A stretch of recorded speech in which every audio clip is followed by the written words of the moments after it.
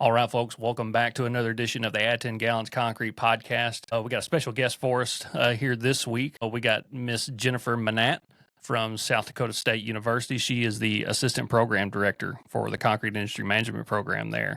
And y'all have heard us talk about CIM probably literally on every episode that we have ever done on the podcast. Paul and I talk about CIM all the time.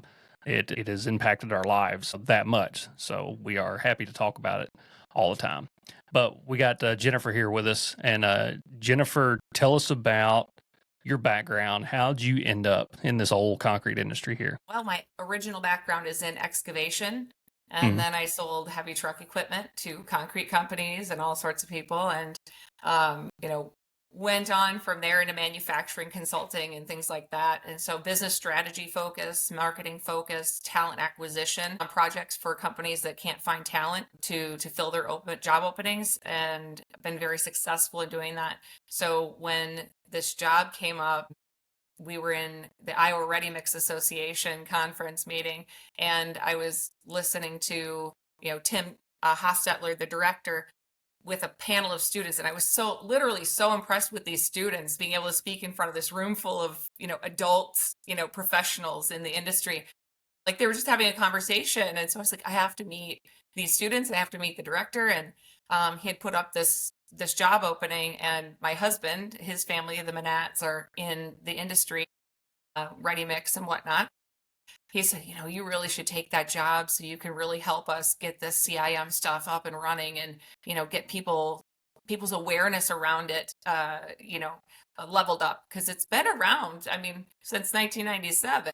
So, why don't people know about it? And that's kind of what I'm talking a little bit about today too. Right. So how long has it been at South Dakota State? So this will be our fifth year. Mm-hmm. So we're just headed into they kind of group them in 5-year memorandum of understanding. So this will be our fifth year coming into it. And we have 50 students this fall. We are looking at hopefully hitting 75 students by this fall. Nice. That's awesome. So yeah, 5 years, this being 2025, you guys started up right in the heart of COVID. Yeah. Let's talk about that for just 1 minute, because I bet that was a blank word show, to say the least. I can't imagine like trying to fire up something like that during all that mess. So what was that like? Well, fortunately, South Dakota State, being in South Dakota, they still had classes. They had a campus. And so honestly, it was kind of a decent environment to start it, because if it had started at any other college that I know of was trying to get it, there were I think 4 or 5 other colleges, I don't think it would have gotten up to this many students over this time period. And I didn't come on until 2 years ago. So, they didn't have a dedicated recruiter, and it was slow growing because, one person, Tim, can't just lift everything himself. He's had some help from the university and support with the university, but needed some more help on the recruitment and business strategy side. Right. Well, that's excellent. Y'all have grown so much over a handful of years, and being in South Dakota. I've been up there, hunting and everything else. There ain't much up there. Ain't much in South Dakota. And the fact that, we have a concrete program up there that is doing well, that's excellent. That speaks wonders to you guys. In South Dakota, if you are a full-time student at South Dakota State, you have in-state hunting rights. Oh man, that's awesome. Anybody that knows anything about like Western hunting and, tag draw process and everything else, like non-resident, those odds are pretty low in a lot of states. And so, man, if you go to South Dakota, as a student, I need to enroll in something out there, I guess. Sounds like do I have to meet like the maximum, or what's the minimum hours or whatever to be a 12 credit hours. Yeah. 12 credit hours. What's the cheapest 12 credit hours that I can come up with out there? I got some homework to do. Sounds like. I don't know. You could maybe pile something on from the engineering program onto your CIM degree. Yeah, there we go. Yeah, got some homework to do. Become a That's cool. Yeah. All right. Well, we've talked before, not on the podcast, but we've talked with you, a couple times over the last year or so at a couple different events and online and everything else. You have a passion, it sounds like, for marketing for the industry, not just CIM, but for the industry, which in turn is going to affect the CIM program. So, what are your opinions? What you got on your mind about how we can market this industry a lot better? The thing I talk about with our patrons, the porters, is that they're out there trying to get talent, and we're they're sponsoring the CIM program. That's something we're talking about, and no one really is aware of it. And so that doesn't do the industry any justice, because Hmm. if you don't understand that there's a professional degree, okay, a 4-year degree centered around managing the global industry of concrete and the business around it, then there's no way for them to understand that, hey, if I start out cutting concrete, laying slabs, and doing that, that I have a pathway to a professional job later on in life after I decide I don't want to be in the field anymore, or my body aches and pains prevent me from being in the field anymore. And Hmm. so if we would just start adding to office jobs like your HR director, well, it'd be helpful if they understood the safety around the concrete industry when they first come in. So how about a CIM degree is preferred, right? Concrete industry management degree is preferred. It doesn't mean it's required. It just means you would prefer they have it. And then you can actually link that out to our national website, Hmm. okay, in that job description. So you go, what the heck is CIM? So they click on that, boom. They head right out to the national site and they see all the schools available, who's in their Hmm. neck of the woods, or where they'd like to move to, South Dakota, Hmm. please, and go hunting. But they then start learning that there's an additional piece to the concrete industry, and they start remembering that it isn't the cutting and the slabs and the mixer trucks necessarily that's the center of all of this. You have to have the roles and responsibilities above those in management to manage the finances, human resource management, quality control, all of that kind of stuff. You have to have a CFO, a CEO. There are jobs that people don't understand exist in this industry because they're nose blind to those, just like they're nose blind to the concrete, right? Hmm. So on the marketing side, if they just add to their, any job that's a supervisory or above position, CIM preferred, and link it out to our national website, that would be very, very helpful. Hmm. Also, posting in their job ads, make sure if you do social media, any kind of paid advertisement, that you let them know that you're aware of that this is out there, because South Dakota State University also has a online hybrid program, but you have to be working in the industry for a while to get it, or you Hmm. have to be a veteran. So Mm. those two things. And the reason is there's a lot of underemployed veterans out there who want to move into a realm where they can be happy, have their leadership and experience and talents honored. And the concrete industry is one of those very patriotic, very pro-veteran type industries. And we have a lot of veterans out there working in warehouses right now, just so Hmm. that they have insurance for their families after they get out of the military. So just by doing that, having those conversations in your paid advertising for your talent, having a pathway, right, and advertising that pathway to growth within your company, and added training and added education, you then tell them, hey, this isn't just your stopping point, this is your starting point, and we're Hmm. willing to hire you in just right out of high school, right? Hmm. Right out of high school, this is your starting point. You will always have an opportunity to go back to school for the CIM, and we'd support you through those courses, right? You don't have to Hmm. necessarily pay. If you want to do tuition reimbursement, great, even better for retention. But if not, advertising that you have a link to, or even understanding of the CIM program and how it benefits your new employees and your current employees for upskilling, is going Hmm. to help the industry elevate out of that belief that it's just the dirty jobs. These are the gray collar jobs where you choose every day what kind of a role that you're going to play and where you're going to stand in the company, if Hmm. that makes sense. Yeah, yeah. You've said that the public is like nose blind to the concrete industry's value, between housing and business infrastructure and the communities that we build. And then, you have all the negative connotations that, come about when you talk about construction and concrete and the environment and so on and so forth. The list goes on and on.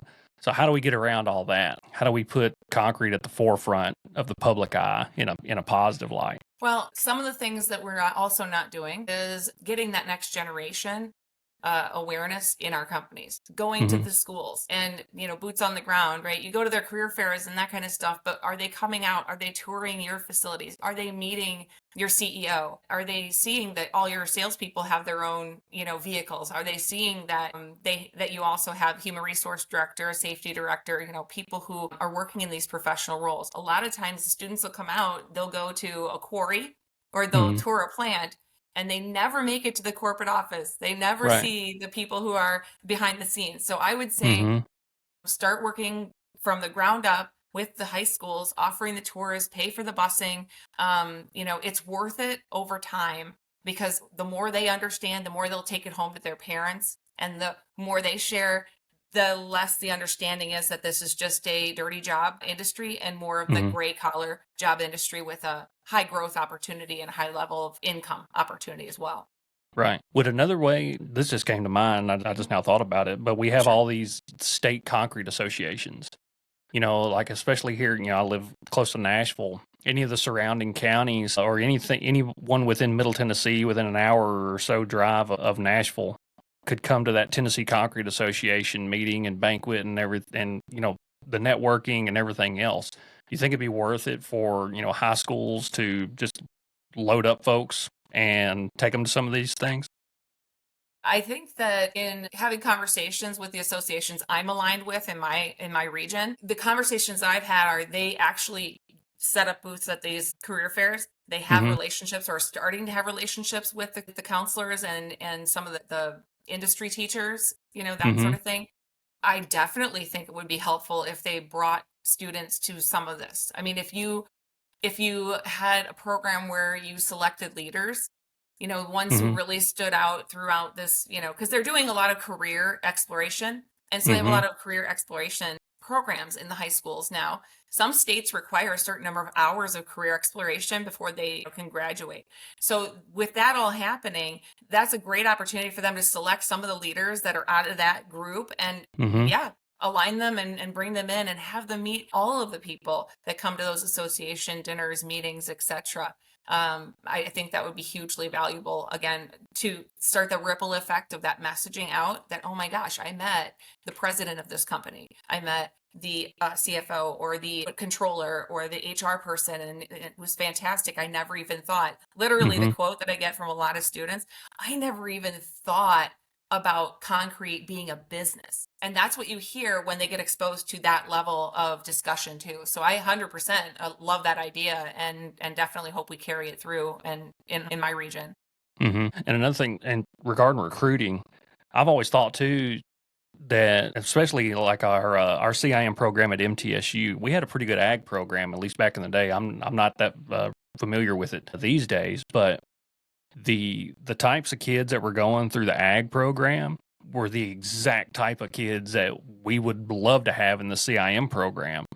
And so I think I mentioned it at the steering committee or something like that months ago that, hey, maybe that's something we need to start thinking about. We probably need to be competing with the ag department for some of these kids, because if they're anything like me, when I was 18 years old growing up on a farm, I wasn't afraid to get dirty. I wasn't afraid of the blue collar aspect or anything like that. Yeah, I didn't really want to farm, but I still wanted to make good money, but I wasn't afraid to get dirty. I liked, both aspects. I loved that gray collar aspect of the concrete industry.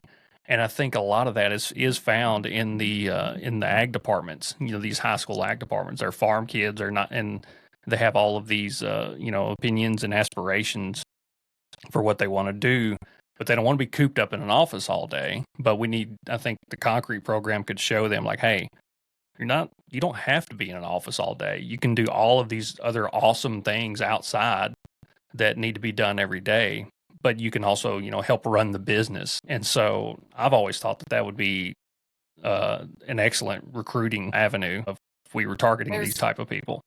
You're 100% right. There is so many organizations. I call them educational based organizations, and we don't Mm-hmm. think about them. We go to one high school over here, one high school over there, and I thought, gosh, there's got to be a better way. And I started looking Mm-hmm. into educational based organizations. There's one out there called CAPS, And it's a nationwide organization, and they actually go in and operate their career exploration programs for certain high schools that they don't have the resources or the capacity to be able to do it out of their own counseling office. And what they do is there's one in Minneapolis area that's called TriCaps. And they actually have 3 high schools that they work with specifically. So now if you work with them, you're working with 3 high schools, career exploration.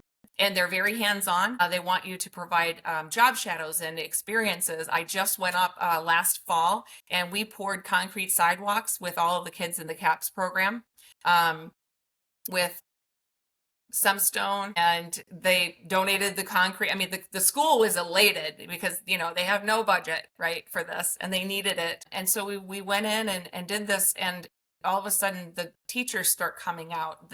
They start realizing, oh, well, he's a manager, she's a salesperson. It starts clicking with them that it does take more than just the doers. But the doers were incredible. I mean, we had journeyman concrete. I can't even tell you how amazed I was at how quickly they could carve out a sidewalk and teach these kids along the way. I thought, oh my gosh, there's 22 kids here. How are we going to do this? And they came in, and man, they were just on it, and the students were following along. They took their time and really did train them while they were teaching them. But at the end, they went back and fixed everything up. So it was perfection for this school. And I love that about them too. But those people, yeah, they want to get their hands dirty. So the educational based organizations that you're talking about would be like FFA, right? And even Scouts, right? Because they want to be outside. They want to be touching stuff, I said to a Boy Scout, he said he likes firecrackers and, M80s and stuff. I said, you do understand there's a career in the concrete industry where you can blow things up. And he said, no one told me that. And I'm like, I'm thinking to myself, maybe there's a reason, but I'm going to tell you.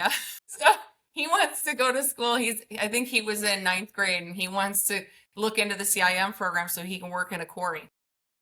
Wow. And be kind of like a geologist type focus. And that's the thing that people don't understand either with CIM is you kind of focus in whatever career path in the industry. It doesn't have to be concrete. It can be aggregates. You can be a chemist. You can major in chemistry and CIM and develop the next generation of concrete and save the world, right? Create a new planet.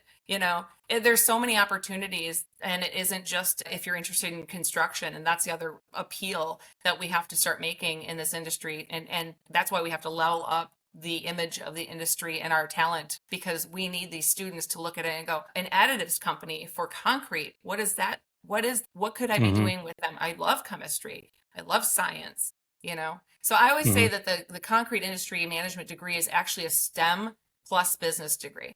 And that's probably the best description I can give counselors when they ask me, well, what is this thing? So that they understand that it is the next level of the concrete industry, where you have the science, technology, engineering, and the math, and then you just add the business on the back, which is the side that you need. We talked before the program about, there's students going into the trades, and they think that, oh, I'm going to be an electrician for, get my journeyman's, be an electrician for 12 years, and then go to the bank, get a loan, and, have my own electrical business. Having worked in the executive layer of a banking system, on the loan committee, they say, oh no, tell that person to go back to the community college and take a 2-year degree in business, and then we'll lend them $250,000 or her $250,000 to start their own business. If you don't know anything about business, it doesn't matter how long you've worked in the business. You have to know the business in order for us to bet on you that you're going to pay back the loan, right? Right. Yeah, that's crazy. I mean, I never really thought about that, to be honest with you, because all the folks that I know that, didn't go to college or anything, have no formal education past high school, that they own their own companies and everything else. Now that you mention that, I wonder now, like, how did they get some of this stuff that they have? I mean, I know guys that or folks that are, not even 30 years old yet, and they have their own company. Do they, like, how would that work? Like, can you enlighten me? Because I don't even know. Like, how do you get that kind of money to acquire some of this equipment or some of the stuff that's needed? Or is that like under the table? You got to go to a loan shark or what? Most of the time, you are betting your home. So, Cool. some of the people that I know who Uh-huh. started the trades right after school, they bought a house right away. Right. And they made a bunch of modifications. I mean, they were good with their hands, right? So they make Yeah. this, $100,000 house into a $200,000, right? And so when they go into the bank, they sign off their home. Uh, So if you don't know how to run a business, and we talked about the tax man, right? If mhm. tax man, you don't understand what the taxes look like and Mhm. how to save for those and all those types of things and how to track everything, the financials appropriately. You get that kind of business stuff involved with your business and you can be out of business real quick. So, there is something to be said for education, Mhm. so that's where growth into these things and saying, okay, well, I'm going to be working as an electrician and learning, but I'm going to be taking business courses at the community college. And so Mhm. when you get done, and you're a journeyman electrical, you also are a 2-year business grad. And now you have the option of going and saying, look, I'll give you my personal guarantee. Yeah, you're going to bet your house on it, but you're a good bet because you know the business side and you can Mhm. do it. And that's what we teach at the CIM program too on the business side is this is the business of concrete. This is the multi-billion-dollar global business of concrete. And Mhm. people don't think about how much money goes into this industry and honestly, CIM wouldn't exist if it wasn't for the generosity of the money and the people with it in this industry donating to these programs to support these programs. If it wasn't for the World of Concrete auction that Mhm. supports these programs, if you go to the World of Concrete, please register for the auction. If you don't go, please register for the auction because there's a lot of great stuff there and it's for a good cause. Mhm. This year, we raised a record amount of money, over $2 million for these programs. But as we're getting more students, we need more, um, you know, Mhm.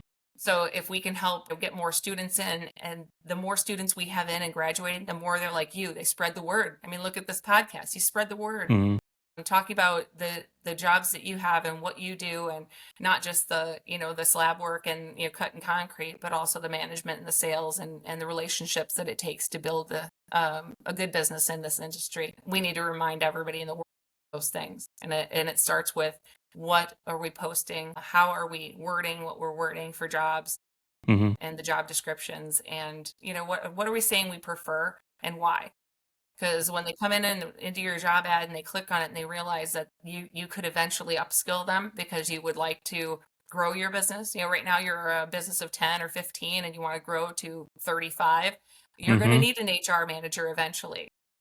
I might start in the trenches, but they're willing to invest in me if I work my way up. And there's a lot of companies out there like that. And CIM is SDSU, the online hybrid, is an opportunity for that, for those folks to upskill.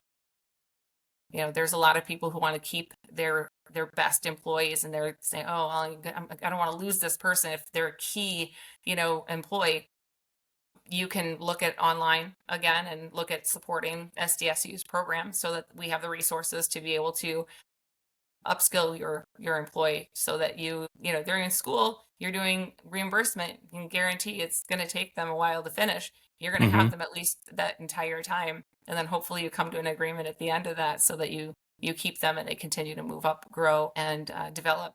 And MTSU also has the online MBA program. Mhm. So there's also if you're the owner of the company and you already have your bachelor's in business or something, there is a way to level yourself up too so that you're Mhm. ready for that step when you go from a 35 to 100 person or 250 person operation. Right. We're talking about how, it's an international industry.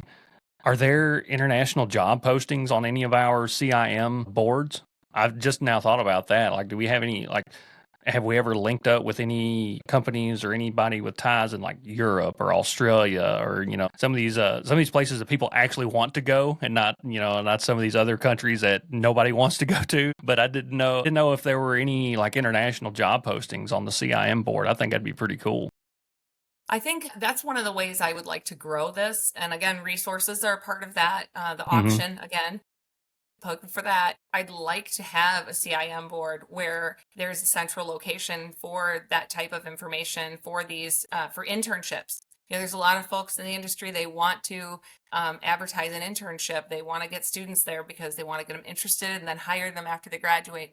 Hmm. And there's really no centralized system for that. So I'd like to see that happen, if we can get more resources around this for that. And that would, again, level up our industry cred Hmm.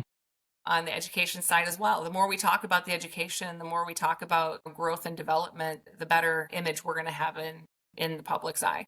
Yeah, I wouldn't think it would be that hard, to get something like that started because we have so many concrete, just regular old. I say regular old ready mix companies, but Hmm. concrete companies with ties, international ties. You have Argos, you have Heidelberg, even Thomas Concrete. Just down in Atlanta. They're over in Europe as well. So there's so many avenues, that someone could travel. And I know when Paul and I graduated, it was pretty hard to get somebody to even move out of state or to move across the country. I know it was hard then.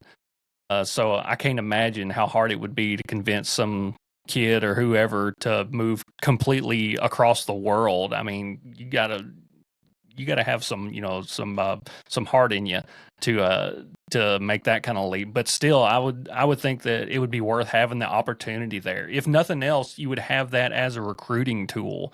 Even if nobody took those jobs, like you could like wave that in front of some parent and like, look, this is the opportunity your kid has. Your kid could go run, whatever in Paris, if they wanted to. They could go to Sydney and have all these opportunities. We But, have a student right now that's going to Italy, and I say they have the best concrete in the world. Well, they have the oldest concrete in the world, yeah. right? So she's going to explore and kind of do a study on, her time there, on how did it get started? What does it look like over there Mhm. versus over here? And she's in a place right now in her education she can do that. I think that we have uh, two different types of post-COVID students. Mhm. One of them is kind of the, yeah, I want to stay close to home Mhm. student. I definitely don't want to go across the globe. And then we Mhm. have the, oh my gosh, I've been stuck in my house for so long and I was so bored, watching the paint peel. I need to travel. I need to have a life and experience all these things. And so I don't see, honestly, much of a middle ground in talking to all the students I've talked to. They either Mhm. want to go or they want to stay. Mhm. And honestly, I think both are what we need. We need people to be in their backyard and whatever, and we need ones that'll, go in other places. And honestly, I tell all the high school students, if you're not taking a foreign language, you're just limiting yourself, right? So that foreign language is key. Bilingual. We have some bilingual students in our program, and I'm sure the other programs have them as well. And I know in talking with them that's something. Immersion, right? Where do you want to work? Mhm. Okay, well, I want to try working with what I speak, and then actually understanding and learning how to speak conversationally around the business, right? And we have Spanish for the concrete industry as a course at SDSU. I don't Mhm. know if the other programs have that or not. I can't Do you remember know if if MTSU MTSU has had it that? or not. I thought that they did, or maybe they had it after I went through because I just had regular old Spanish, when I went through. But now that you think of it, they may have that. Yeah. I know that we have it, and Tim had the foresight to know that that's probably something that we need in our region, Mhm. and went to this one of the Spanish instructors at SDSU and said, "Hey, can you do a little research around this and then build this type program?" And so that piece, just knowing that you would build a course like that, Mhm. should inform students to that if you're gonna be in any kind of industry that is a global industry, your best bet is to speak at least 2 years of it so that you Right. can at least function, right? So, but I think that's also how we level up our perception of our industry too, is to have these conversations around, the international travel and the international opportunities as well. I mean, I was Mhm. in Cabo and they were pouring concrete at the Mhm. pier. So it is everywhere. You have to be if you want to live in Cabo. I'm sure there's an opportunity. There was a plant right Mhm. next to the highway, et cetera, et cetera. So there's fantastic, like you said, fantastic places that you can go and live. But there's also students who have shared with me that their dream is to go back to where they came from, and they don't Mhm. have much infrastructure. Yeah. And we have goodwill in this industry. Mhm. like I said, we wouldn't exist. CIM degree wouldn't exist without it. But the charity, the giving, the generosity doesn't stop. And it is embodied by our students because of that. They Mm-hmm. experience generosity, so they grab onto that and they become generous. And we have a couple of students that have even said, I want to go give back. I want to go places where they don't have infrastructure, where they don't have, the things that they need. And I want to help start building them communities so that they have something. They have a town, a city, a church, or whatever it might be. Mm-hmm. And that's important to them. I imagine retention plays a big part in that as well. As far as somebody may start in the CIM program, spend a couple years, and kind of get out of it, or whatever the case may be. If not, if people don't want to make that leap and start working all the way across the globe, could they not take an internship? Like over in Europe, that's like I don't know, what do they call it, studying abroad or whatever. That's kind of like what that is, because does CIM is it still the minimum like 400 hours of internship? Is that still a thing, or what is it? We do summer internships, Mm-hmm. but honestly, a, a good example would be, I feel like I could call any concrete company, construction company, ready mix company, anywhere and say, Mm-hmm. I have a student that is in this industry. Here's what they've learned in the last Mm-hmm. 2 years, right? So they know something when they go, right? You don't want them to go and not know anything. Would love to do an internship for you, right, over Mm-hmm. the summer. And I think that they would agree to do it. Mm-hmm. I honestly, like I said, in this industry, I haven't really heard many no's when it Mm-hmm. comes to how do we grow talent and how do we plan for these key roles that we need succession plans for, to raise, to upskill people in the company, but also pull some students in as people start retiring out of the industry as well. Mm-hmm. And that's not just happening in the United States, that's happening everywhere. So I think that's why the yeses are out there right now. Mm-hmm. Yeah, and like I was saying, if you didn't want to make the move after college and completely live on the other side of the world, I think it would probably be easier just to do an internship. Like, could you imagine doing an internship in like Italy or Hmm. Germany or Switzerland? Like name a country. I Hmm. think that'd be awesome. Like, especially for just a kid. Like, hey, I can just spend a couple months here, and I don't have to move over here if I don't really want to. But I mean, how much more are you going to learn in a entire other country? I mean, I learned a lot when I moved a handful of states away. When I first started in the industry, I can't imagine what somebody would learn like as an international intern. And then you would then bring some of that knowledge back, and you could share it with whatever CIM program that you were in there. I think that'd be just awesome, because I love talking about recruiting and recruitment and all that other stuff. So my brain's always spinning like, okay, how can I convince, not as much as the kids, to come here, but how can I convince their parents, to either allow them to come here or pay for them to come here or just whatever. So your sales game has to be on point, I imagine, when you're trying to recruit for these programs. Well, yeah, and honestly, it also starts with looking at your own company. And that's, Hmm. partly why I came on, is we forget that we have access to all these employees. And these employees have neighbors, they have children of their own, maybe. They have grandchildren of their, Hmm. they're involved in their communities. They have connections with the schools, all of the things that I work with my patrons to get in. They're not going to call me back. This is post-COVID times, right? Call somebody that just funded their new basketball hoops, right? That's Hmm. that's who they're going to call back. And so when I align with them, some of the best opportunities that we have to get CIM out there is through the employees. Hmm. They love their jobs, they love the culture that they work in, they love their benefits. I mean, I've not talked to anyone in this industry that hasn't said, I went from this company, which was a big company, to this medium-sized ready mix company, and my benefits were so much better and less expensive. And they're just baffled by it. And it's like, but because in this industry we value people, Hmm. right?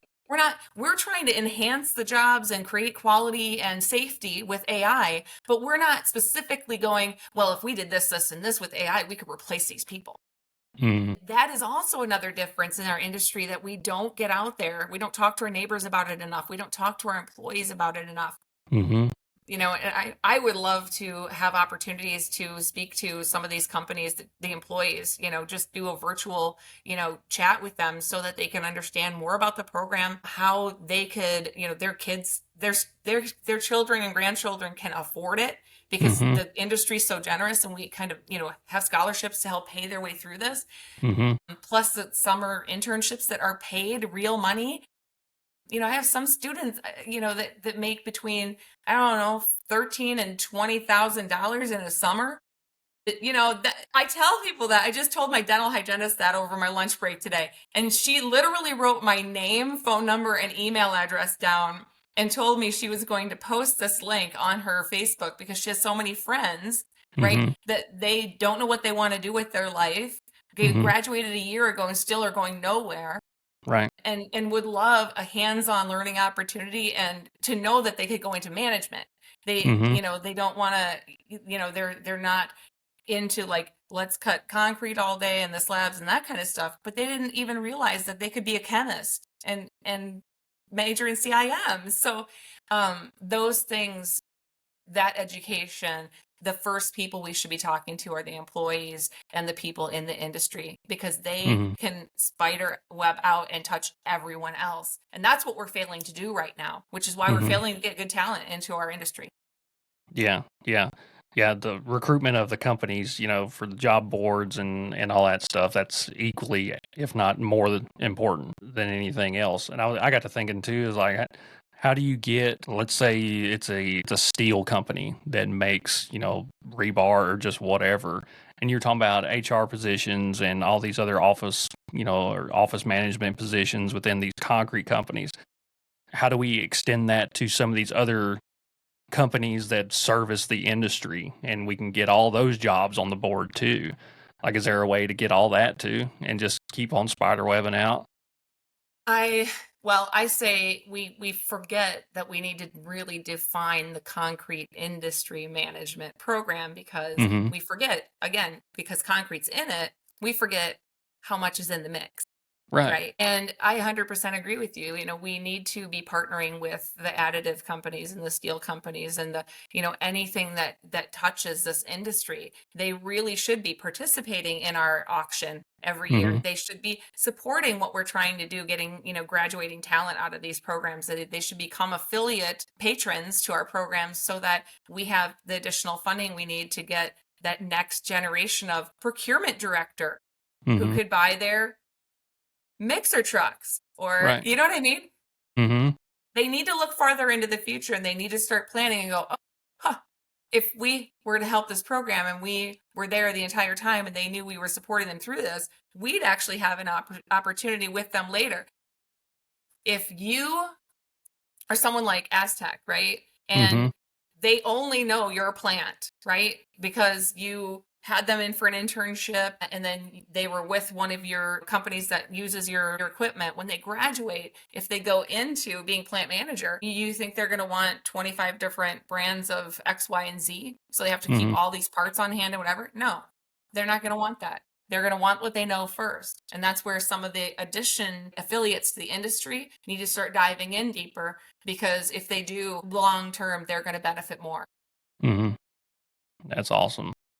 So, Jennifer, what's the best way for kids to get in touch with you if they want to either learn more about concrete industry management in general or just South Dakota State? What's the best way for people to make that first step?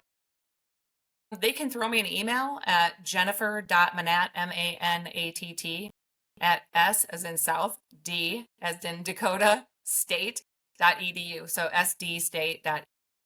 Mm-hmm. And just throw me an email. Make sure you throw whatever the topic is that you want to converse about in the subject header.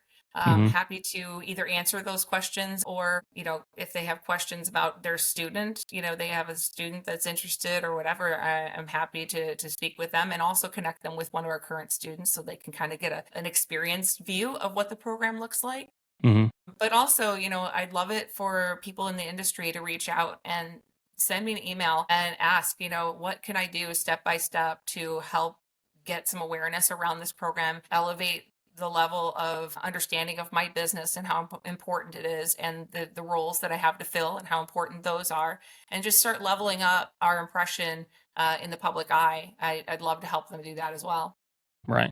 Does South Dakota State, does the CIM program, do they have any socials that people can follow yet? Yes, we do. I'm trying to think of they're kind of off. They're kind of off. I have an intern rotation going on right now, so we love to utilize interns. We have two minors that we offer, marketing and business, and so the marketing minor is key. Having these interns in, and it takes a little while for them to get up to speed with certain things. So right now we're transitioning over, and I can't wait to see what happens in the next few months with that, with educating them on a platform where they're running an agency level advertising platform.